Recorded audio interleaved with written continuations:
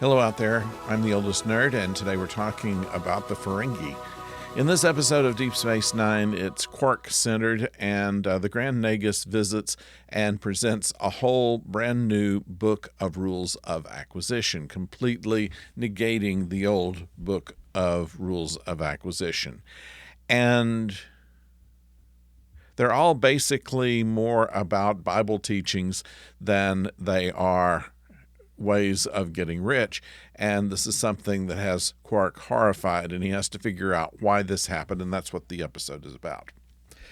The Ferengi were first created by Gene Roddenberry to be a different villain than the Klingons, who were, by the Next Generation's time, allies of the Federation, and also the Romulans, who, when he created them for the original series, never really worked out to be what he had intended for them to be. They weren't the right kind of villain. The Klingons in the original series were perfect because they were basically just evil. Now, by making them more rounded for the Next Generation, he needed a new villain, and decided that this idea of profit motive overall was in the spirit of what he called the Yankee traders during the early days of the settlements here in the United States. And they were people who basically made their way not by farming or by particularly hard work, but by trade. And that was kind of where the Ferengis were, and he never really had much of a point beyond that. So when Deep Space Nine came around, and it didn't work well, they didn't make a good villain because they just weren't handled properly. How do you make someone a bad guy just for wanting money, otherwise not being really evil? So they were eventually put to the wayside for the Next Generation, and by the time of Deep Space Nine, they came up with a newer idea of having a relatable character in Quark.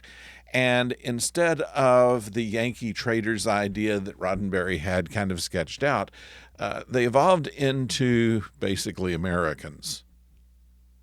Some people might not agree with that, but when you stop and think about it, what do we value more than money?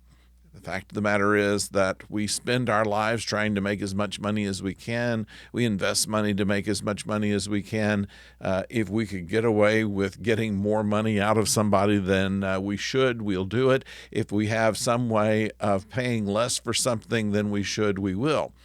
And it's not everything that humans believe, but it is, of course, magnified in the Ferengis, and they are exactly like us. They just make them look like aliens, and they tell us a lot about our materialistic society. So Quark is a guest and has to go and bring the Nagus back to the proper way of thinking, which is to, to cheat people, to elevate greed, and whatever the Nagus does, make them all kind of money.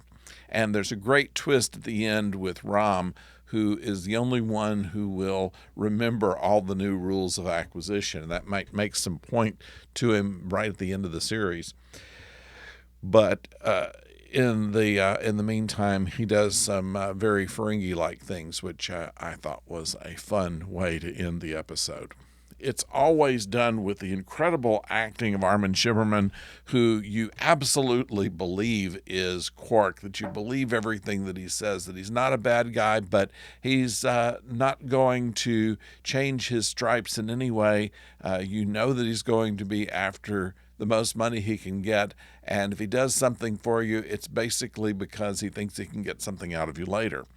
And so it's a matter of amusement. They play Quark obviously for a comic character, and while he does have some serious moments, that's generally it. The relationship between him and Odo are basically kind of frenemies, because Odo knows that Quark is never going to change, and Quark knows that whatever Odo does is not going to stop him from going to the next scam. So an enjoyable episode here. It focuses a whole lot more on the relationship between Quark and Rom, which we don't look at very often. a B story of Dr. Bashir being nominated for a Distinguished Federation Medical Award, one of the highest in the civilization that they have created, that has him saying, no, I have no chance, I don't care, and probably caring in the background. So it says something about Julian, that he really wants to be the best, but he doesn't want people to think that he's so ambitious. And that's a very human thing too, isn't it? So I hope you enjoyed this episode. I think that it was one of the best Deep Space Nine episodes, just because, of course, the Grand Nagus, the actor who plays the Grand Nagus, does it with such aplomb.